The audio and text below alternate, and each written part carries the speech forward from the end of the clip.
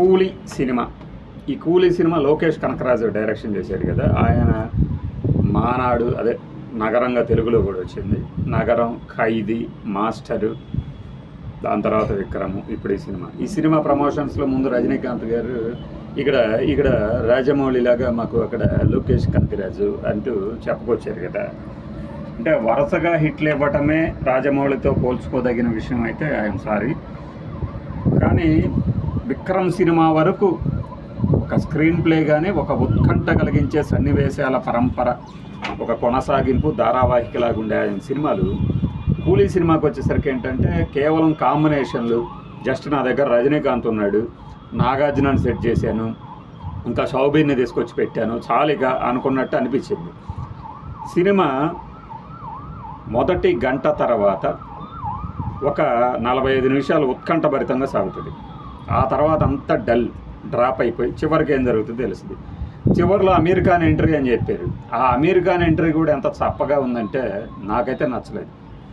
చాలా సోసోగా. ఇప్పుడు అమీర్ ఖాన్ వస్తాడు, అందరినీ చంపుతాడు, చంపిన తర్వాత రజనీకాంత్ని చూస్తాడు, చూసేసి బాసు మీరా అంటాడు. ఇది ఎవరైనా ఊహించుకునేది. అంతకుమించి భిన్నంగా అయితే తీయలేకపోయాడు. సరే, తీయలేకపోయాడు అంటే ఆయనకున్న కంపల్షన్ ఏంటో తెలియదు. కానీ 2017లో ఆయన తీసిన సినిమా మొదటిదైతే ప్రతి 2 ఏళ్ళకి ఒకటి తీసుకుంటూ వచ్చాడు. 2021 నుంచి 22 వరకు మాత్రం విక్రమ్ తీసేయగలిగాడు, ఒక 1 ఇయర్. మరి ఇన్నేళ్ళు గ్యాప్ తీసుకొని కూడా కూలీ సినిమాని ఇలా లోపభూయిష్టంగా తీశాడు అంటే ఏమని చెప్పాలి?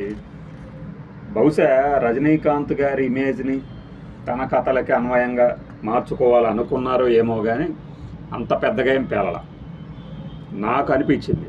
ప్రతిసారి నేను డిస్క్లైమర్ ఇవ్వలేను, కానీ ఇందులో నాగార్జున గారు ఉన్నారని చెప్పడం తప్పితే నాగార్జున క్యారెక్టర్ని ఏ ప్రకాష్ రాజు కనుక చేసాడు అనుకోండి, ఊహించుకోండి ఎలా ఉండేది సినిమా. నాకు తెలిసి నాగార్జున చేసిన తప్పు, బట్ అనివార్యమైన తప్పేమో. ఎందుకు అంటే ఆయనకి ఇప్పుడు సినిమాలు వరుసగా వస్తూనే పోతున్నాయి. గోస్ట్లు, వైల్డ్ డాగులు ఎన్ని వచ్చిపోయినాయి. ఎట్లాంటి సోగ్గాడచ్చిన ఆయన, బంగారు రాజు, ఇలాంటి సినిమాలు మాత్రం కాస్త కూస్తూ ఆడుతున్నాయి. ఎందుకు అంటే ఆయన అలాంటి పాత్రలో చూశారు కాబట్టి, అలాంటి పాత్రలతో మంచి ఒక ఉత్సాహం పండగకు వస్తుంది కాబట్టి ఆ సినిమాలు క్లిక్ అయి ఉండొచ్చు. కానీ కథలే లేవా? ఇక తనతో ఎవరు తీరని డిసైడ్ అయ్యాడా అంటే కాకపోవచ్చు. ఎందుకంటే అన్నపూర్ణ స్టూడియోస్ 50 ఏళ్ళు అయిన సందర్భంగా ఒక కొత్త సినిమా ఆయనే తీస్తున్నాడు కాబట్టి, అంటే ఆయన మీద ఆయన తీసుకోగలడు, వేరే వాళ్ళే తీయక్కర్లా. మరి ఎందుకు చేశాడు? నేను అనుకోవటం ఏంటంటే మార్కెట్, ఆయన సినిమాలకి మార్కెట్. మేబీ తమిళ్లో కూడా రావచ్చేమో దీని తర్వాత. సినిమా ఎలా ఉన్నా, రిజల్ట్ ఎలా ఉన్నా, నా పాత్ర పట్ల అప్లాజ్ ఎలా ఉన్నా, తనకంటూ ఒక మార్కెట్ ఏర్పాటు చేసుకోవటమే లక్ష్యంగా ఆయన తీశారేమో. ఇందులో ఒక పాత్రను అంగీకరించాడేమో అనిపించింది. అది బ్యాడ్ విలను, స్టైలిష్ విలను, ఎన్ని పేర్లైనా చెప్పేసుకోవచ్చు. కాస్త గడ్డం పెరిగి స్పెట్స్ పెట్టుకొని సూటో బ్లేజరో వేసేసుకుంటే స్టైలిష్ విలన్లు అయిపోరు. ఒక ఎలివేషన్ ఉండాలి కదా. ఆ ఎలివేషన్ కూడా ఎలా ఉండాలి? చాలా కూల్గా, కంటి చూపుతోనే ఆ విలనిజం ప్రదర్శించగలిగి. ఎందుకంటే ఆయన ఫైట్లు చేస్తాడా చేయలేడా అనేది తీసి పక్కన పెడితే, ఇప్పుడు ఇదివరకుట్లాగా పెద్దగా అరుపులు, కేకలు, రంకెలు అయితే కాదు. అలా నాగార్జున గారు తప్పిదం. పైగా మన తెలుగు వరకు చూస్తే ఇంతవరకు ఏ హీరో కూడా విలన్గా చేసిన సినిమా సక్సెస్ అయిన దాఖలా లేవు. 1-2 తీసి పక్కన పెట్టండి, అది కూడా వాళ్ళ కెరీర్ బిగినింగ్లో చేసింది. ఎందుకంటే నేను అంతకుముందు వీడియోలో చెప్పా, ఇప్పుడు ఈ వీడియోలో చెప్పేది, సుమంది ఒక నేరం నాది కాదు అని ఒక సినిమా వచ్చింది.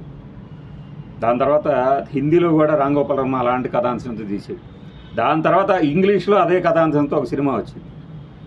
అంటే మన తెలుగు చూసేవాళ్ళు కాపీ కొట్టారా అంటే చెప్పలేం. కానీ వీళ్ళందరూ ఒక ఇన్స్పైర్డ్ బై ఒక నవల్ నుంచి తీసుకొని ఉండొచ్చు. అందులో సుమన్ హీరో, రాధ, రజని హీరోయిన్లు. సుధాకర్ ఒక చిన్న విలన్. సుధాకర్ని రజని చంపుతుంది అనుకుంటున్నారు. రజని తన చెడు ప్రవర్తనతో సుమన్ నుంచి దూరం కావాలనుకుంటుంది, తన హస్బెండ్ నుంచి. ఆ క్రమంలో సుధాకర్కి దగ్గర అయినట్టుంది. అందుకని రజనిని చంపుతాడు సుమన్ అనుకుంటాడు, చంపుతానని. కానీ అప్పటికే సుధాకర్ చంపేస్తాడు. ఈ విషయాన్ని కన్వీనియంట్గా వాదించి రాధ సుమన్ని బయటపడేస్తుంది.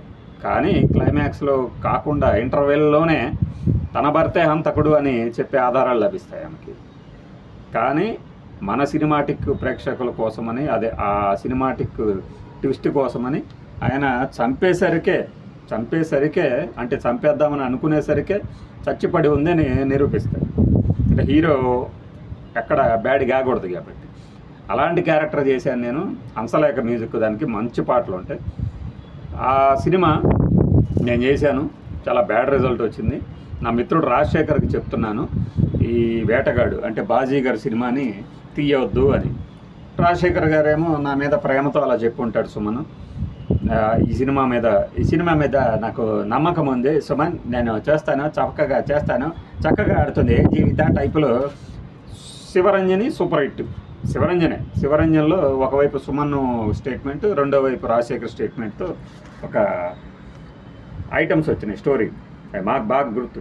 కానీ రిజల్ట్ చూస్తే బాజీగర్, అదే ఆ తెలుగు వేటగాడు అట్టర్ ఫ్లాప్ అయింది. పైగా డెఫిసిట్తో 50-70 లక్షలు బొక్కబడింది ప్రొడ్యూసర్కి, ఈయనకి తమ్మారెడ్డి భరద్వాజ్కి. ఆయనకి మధ్యలో ఆ గ్యాప్ కూడా అప్పటి నుంచి ఇప్పుడు దాకా ఉంది. ఇద్దరు ఆరోపణలు చేసుకుంటూనే ఉంటారు. యథావాత తేలింది ఏంటంటే, ఒక తెలుగు హీరో విలన్గా చేయాలి అంటే చాలా. ఇప్పుడు బాజీగర్ని హిందీలో ఆదరించారంటే దానికి ఒక కంక్లూజన్ ఇవ్వగలిగారు. ఏదో కొంత సూపర్ హిట్ సాంగ్స్ కానీ అప్పుడప్పుడే వస్తున్నటువంటి హీరో కావడంతో షారుఖ్ ఖాన్ మీద ఉన్నట్టు అంటే పెద్ద అంచనాలు లేవు, కానీ యూత్లో క్రేజ్ ఉండబట్టి ఆ సినిమా ఆడింది. ఇప్పుడు తీస్తే ఆడుతుందా లేదా చెప్పలేం. అలాంటి ఛాయలతోనే మన్మథ సినిమా కూడా తీశాడు కదా శింబు. అలా తెలుగు కానీ తమిళ్లో కానీ ఒక హీరో విలన్గా మారాలి అంటే ఒక రీజన్ ఉండాలి. కానీ ఇందులో హీరో విలన్గా మారటం కాదు, అచ్చంగా విలన్ క్యారెక్టర్. దాన్ని ఎందుకు ఆదరిస్తారు తెలుగులో ప్రేక్షకులు? ఈవెన్ వెంకటేష్ కానీ, నాగార్జున కానీ, బాలకృష్ణ, చిరంజీవిని పక్కన పెట్టండి, వాళ్ళ మనసులో కూడా రావు ఆలోచన. ఎవరూ చేయటానికి వీల్లేదు విలన్ క్యారెక్టర్లు. మోహన్ బాబు ఏమో ఇప్పుడు చేసినా కూడా అంత పసగా ఉన్న క్యారెక్టర్లు ఉంటాయో లేవో చెప్పలేం. సో ఎలాంటి వాళ్ళు చేయొచ్చు? ఒక చంద్రమోహన్, ఒక రాజేంద్ర ప్రసాద్, అది కూడా చాలా తక్కువ సినిమాల్లో మాత్రమే. అంటే వాళ్ళకున్న ఇమేజ్ చూడగానే ఈ సినిమాలో ఇతను ఇదే చేస్తాడు అనుకోకుండా ఉండగలిగిన ఇమేజ్. మనకు తమిళ్లో మాధవన్ ఉన్నాడు, విక్రమ్ ఉన్నాడు. పైగా వాళ్ళు మళ్ళీ అక్కడ కూడా పూర్తిగా విలన్ క్యారెక్టర్లు కూడా కాదు అవి. వాళ్ళ ఐడియాలజీ ప్రకారం వాళ్ళు విలన్గా మార్చినట్టు మణిరత్నం లాంటి వాళ్ళు చూపిస్తారు. ఈ స్టైలిష్ విలను ఇవన్నీ మనం మాస్, డాను ఈ సినిమాల్లోనే చూసాం స్టైలిష్ విలన్ల క్యారెక్టర్లు. పోనీ అలా అన్నా డిజైన్ చేశారంటే అలా అన్నా గొడవలే. సో తెలుగుకి సంబంధించి ఈ సినిమాకి బ్యాడ్ రిజల్ట్ కనుక వస్తే నాగార్జున ఫ్యాన్స్ తిట్టుకోవడం, ఇదేంటి ఇలాంటి. పైగా ఆ విలన్కి అంత పెద్ద ప్రాధాన్యత ఏమి ఉండదు.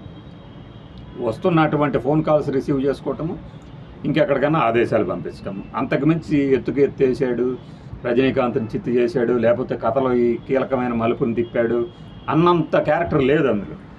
దీనికి మరి సెకండ్ పార్ట్ ఏమన్నా ఉంటుందేమో తెలియదు.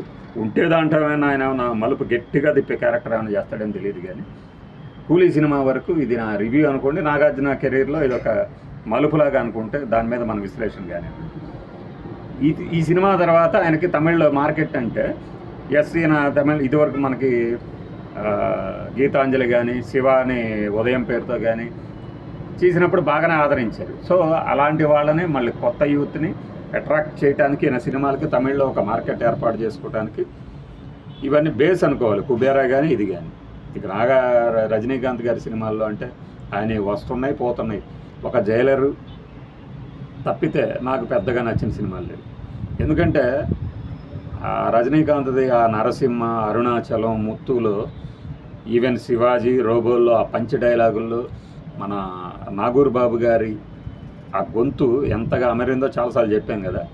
ఆ పంచ్ డైలాగ్ కూడా ఉండట్లేదు ఇందులో. సో ఎలా ఆదరించాలి ఈ సినిమాని? ఈ సినిమా అద్భుతంగా ఉందా అంటే ఏం లేదు, మామూలుగా ఉంది.